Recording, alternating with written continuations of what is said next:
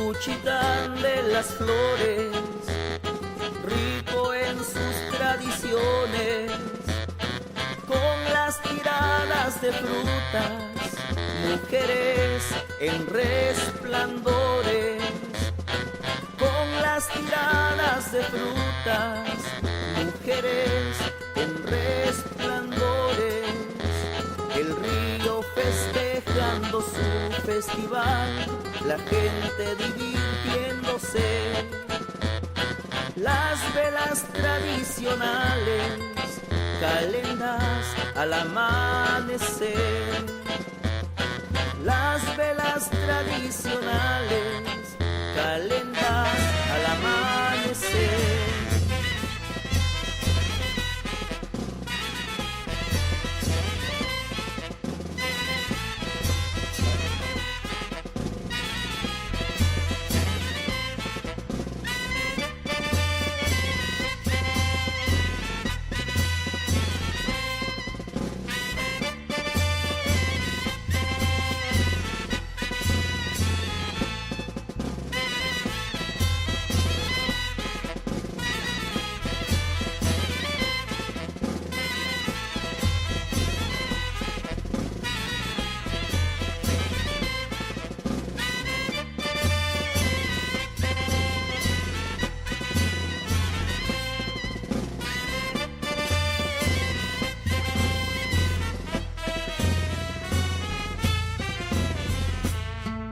En mi Juchitán querido hay un mes en especial que lo celebramos todos con mucha felicidad, que lo celebramos todos con mucha felicidad.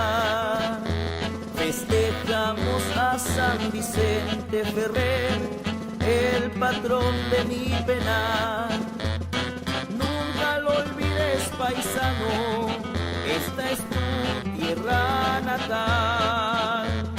Nunca lo olvides, mi hermano, así es mi Juchitán.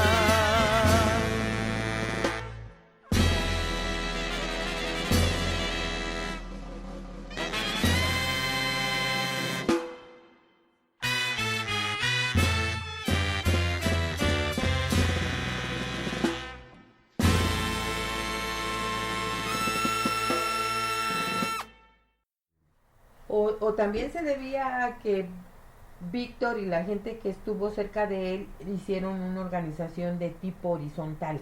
Además. Porque exacto. además no es la estructura clásica que siempre se nos presentaba, ¿no?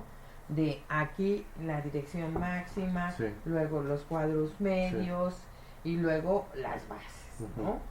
Yo, que es la organización propia que siempre ha tenido desde tiempos prehispánicos Juchitán, la etnia zapoteca, ¿no? A través de sus secciones donde discuten, debaten, ¿no? Como especie de foritos romanos. Exacto. Donde debaten, discuten sus principales problemas. Entonces tal vez ese tipo de organización que también ahí se basó Víctor fue lo que hizo que esta horizontalidad permitiera resistir un golpe tan duro, y además decirle a aquellos cuadros más cercanos a Víctor que tenían que seguir adelante y seguir con el proyecto de la COSEI, ¿no? Y cómo ha sido pues la historia del pueblo con este duelo, este duelo que no acaba, y este símbolo de la desaparición de Víctor. ¿Qué dicen las nuevas generaciones? Yo creo que ahora hay viendo un poco el caso de Víctor y de Juchitán un poco más de cerca, hay yo creo que hay una reactivación de la memoria, ¿no? Porque yo creo que sí hubo un periodo de tiempo, un periodo pues, en el que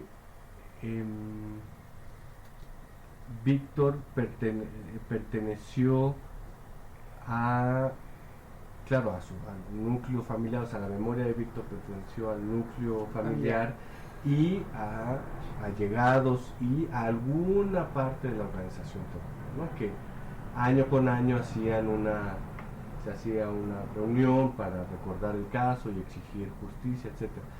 Y yo creo que en los últimos años ha comenzado una reactivación de la memoria en torno al caso de Víctor, ¿no? Porque es justo con lo que comenzamos diciendo, es decir, si uno reactiva en la memoria el caso de la desaparición forzada de Víctor, necesariamente se reactiva la memoria de la lucha social, porque pues al final él fue una víctima de su decisión de llevar una lucha social en mejoría de su pueblo, y su desaparición fue un intento por frenar esa lucha social, ¿no? Entonces, que es bien interesante porque entonces no es solamente recordar o exigir justicia al individuo, ¿no? O a la familia, sino lo que su desaparición significó o intentó significar, que era frenar un proyecto político alternativo, ¿no? Entonces, sí, yo creo que en los últimos años, lentamente, pero yo creo que se va viendo un proceso muy interesante ahí de rearticulación de la memoria a partir del caso de Víctor, ¿no? En la zona. Bueno, sí, en Juchitán, y que eso trae otra vez a la memoria pues estas luchas, ¿no? Por las mejores condiciones del pueblo, la libertad, pues que eran las viejas banderas de la organización, ¿no? A la que él perteneció. ¿Tú no encontraste rasgos de resistencia a reavivar esa memoria durante tanto tiempo dentro de su misma organización? Sí, yo creo que sí hay unas resistencias, porque recuerda cosas, a ver, porque pone en perspectiva banderas que se han dejado, ¿no?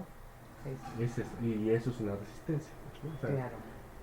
A recordar, a reactivar esa memoria, porque al final se reactivan pues o te recuerda y te pone en perspectiva banderas que se han dejado de lado, ¿no? O que hubo gente que dejó de lado en algún momento, ¿no? Claro. Pero sí, yo creo, y parte importante yo creo que una parte muy importante de hablar sobre la desaparición forzada, en términos generales, es eso, es traer a cuenta esas disputas, esas luchas, esos proyectos alternativos, esas visiones, no para reactivarlas hoy día, porque a lo mejor ya no son vigentes, pero por lo menos para saber qué nos pueden ofrecer, claro, para el día de hoy, ¿no? Claro. En Guerrero, por ejemplo, el proyecto de la ACNR, ¿no? ¿Qué puede ofrecer hoy a un guerrero tan golpeado y con una crisis de violencia tremenda, que ¿no? parece insuperable, ¿no? Así es.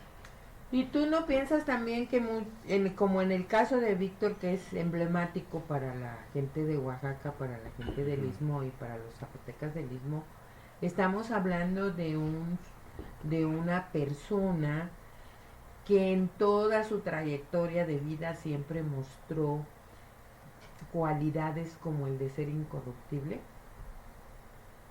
¿Cómo? Sí, o sea, que no era una persona que se dejara corromper, o que se dejara vender, o que se pues dejara... Sí, yo pues al final esa es la memoria que persiste, ¿no?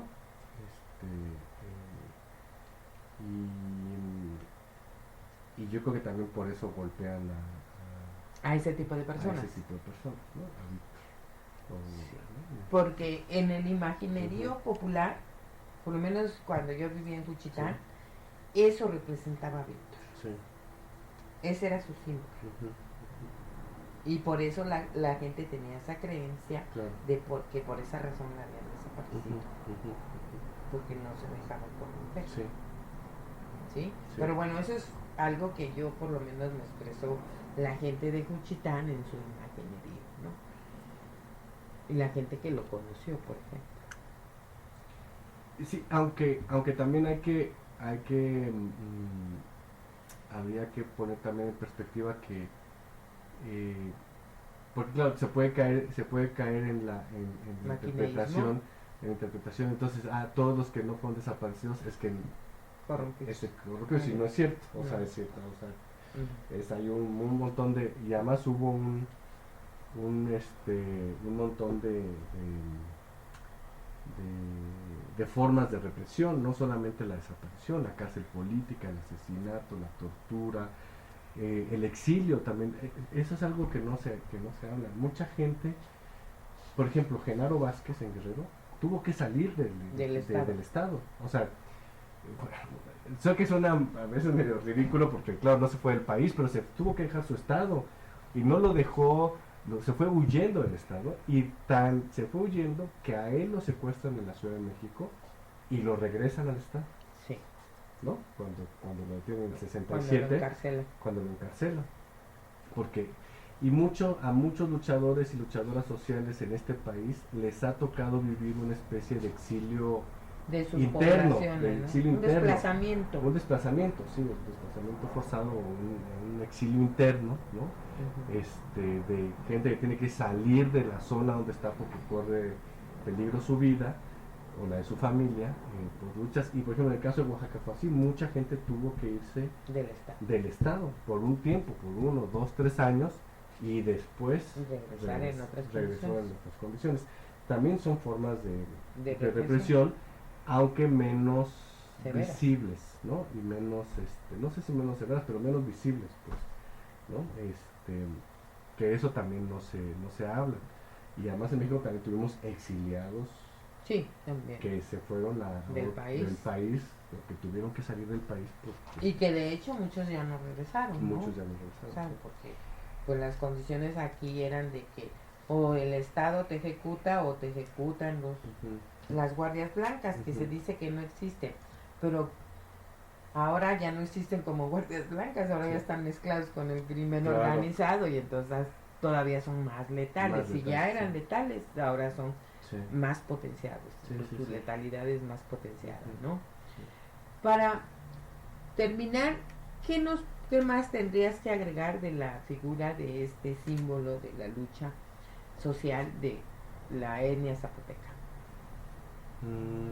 Fíjate, algo bien interesante de ahí de Juchitán es que hay una pedagogía de la resistencia que es bien chistoso, muy interesante. En lugar de pedagogía del oprimido, es de la resistencia. Es una pedagogía de la resistencia porque desde niños, o sea, las historias que te cuentan tus abuelas, tus abuelos, tus padres, incluso en la propia escuela primaria, está esta idea de